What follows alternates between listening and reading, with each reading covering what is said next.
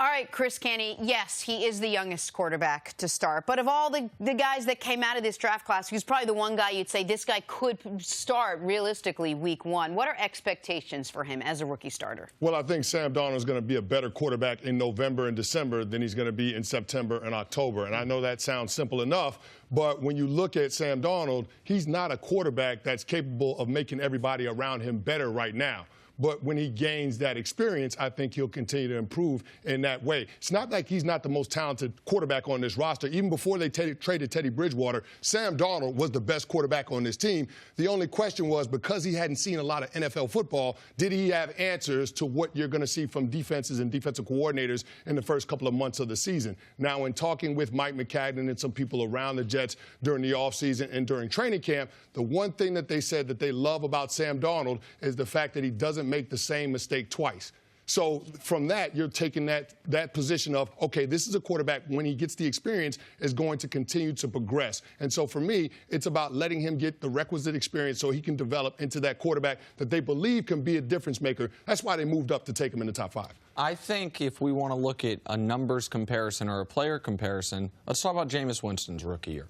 Jameis Winston started from day one. Jameis Winston was a guy who had high-level success in college, but also his last year at Florida State, an issue with turnovers. That was the issue with Darnold last year. It wasn't just the picks, it was the fumbles, where he averaged more than 1 turnover a game, nearly 1.5 turnovers a game. Jameis's rookie season, he had an 84 rating, 22 touchdowns, 15 picks. That's only a good year for if you're a rookie, but you felt really good about Jameis. And by the way, he got better each year thereafter. Now, obviously, Jameis's issues are off the field, and they are significant.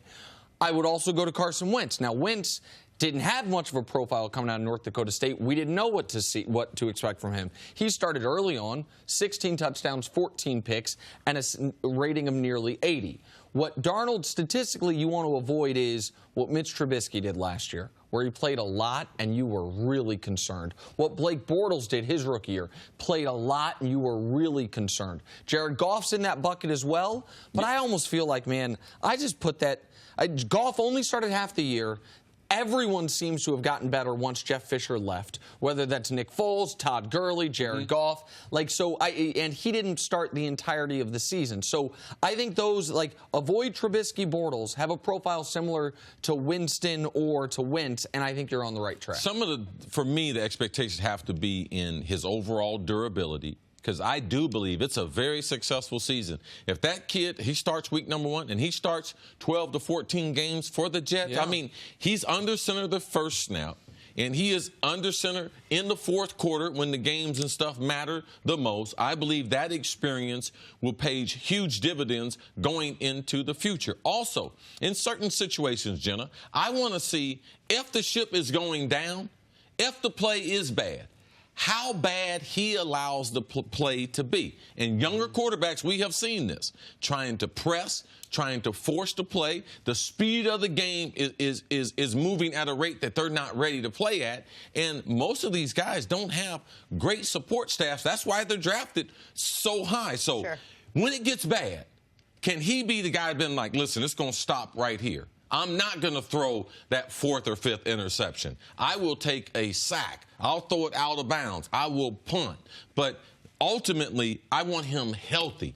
I do not want to see 20 interceptions, and I do not want to see 45 to 50 sacks. And Jameis and Wentz, for the record, both played all 16 games their rookie year. Probably their most important stat, that they were able to stay healthy. What you don't want to see is a statistical season like we saw with the last first-round pick that the Jets had as a quarterback, Mark Sanchez, when he had 12 touchdowns to 20 interceptions. It can't look like that. And, CC, you made a point in talking about when things are breaking down around him, not making those mistakes. The thing that gives me confidence with Sam is what I've seen in the preseason so far. And you look at that first drive that he had against the Giants on that 3rd and 13, being able to convert it with his legs when there was nothing there, or the pass that he had outside of the numbers to Robbie Anderson to be able to convert on that first down that set up the touchdown, or the touchdown pass that he had to Terrell Pryor where he came off of his first 2 reads and worked the guy coming on the crosser from the backside of the formation. Those are the types of things that you want to see in terms of trying to evaluate the evolution of a young quarterback. And with Sam Darnold, you are concerned a little bit about the talent level around him on that offense. I'm not as much concerned with the wide receivers and the running backs as I am with the offensive line. It's a shame you don't watch any football.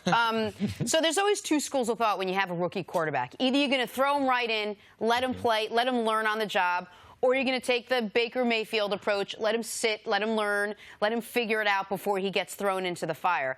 They've obviously chosen to throw him in. How do you keep him from becoming the Mark Sanchez or becoming the Blake Bortles? Like, how do you... Well, you got to protect him. You have to protect him. That's the thing. You got to try to keep him clean because you recognize with a young quarterback, defensive coordinators are going to throw the kitchen sink at him, especially early on in the season. And if you can't handle the blitz, then that could shake the confidence of your young quarterback. That's why I point to the offensive line being a concern. Kelvin Beachum has been out the majority of the preseason. Brian Winters has also missed a lot of the preseason. So your offensive line, in terms of communication and chemistry, that's going to be a big part early on in the season. One of the big difference that Sam has, Jenna, and it's a valid point. How do you stop guys from being who Blake were and who Sanchez were? Well, you start off with a better amount. You start off with more talent.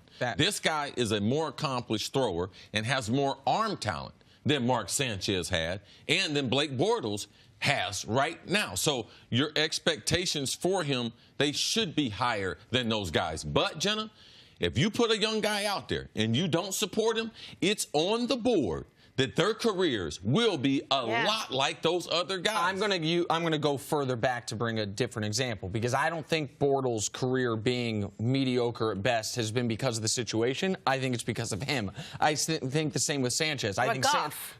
So Goff, you saw the situation, but I'll go further back. A guy who I truly believe to this day could have had an excellent NFL career, sliding doors, and that's Derek Carr's brother, David.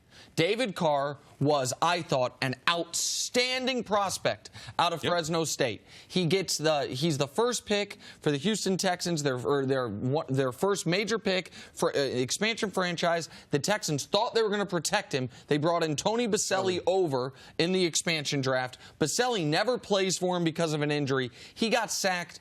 I feel like I was going to say 72, and I thought that was too high, and 76. So think about that. Cris is saying don't let him get sacked 50. David Carr was obliterated and had a football version, like the football version of PTSD. Like, you can't recover from that. And so that there are guys. I don't think I think Bortles Sanchez needed the perfect situation to be good. I don't think Darnold needs that. He needs to avoid the worst situation, and if we're being fair, as far as an offensive line standpoint and potential weapon standpoint, the Jets aren't the ideal situation. So that's up to the offensive coordinator and that staff to protect him. Thanks for watching. Subscribe here to get the latest from the show. Also, be sure to check out more of the best clips from First Things First, or go watch a few segments from our other shows on FS1.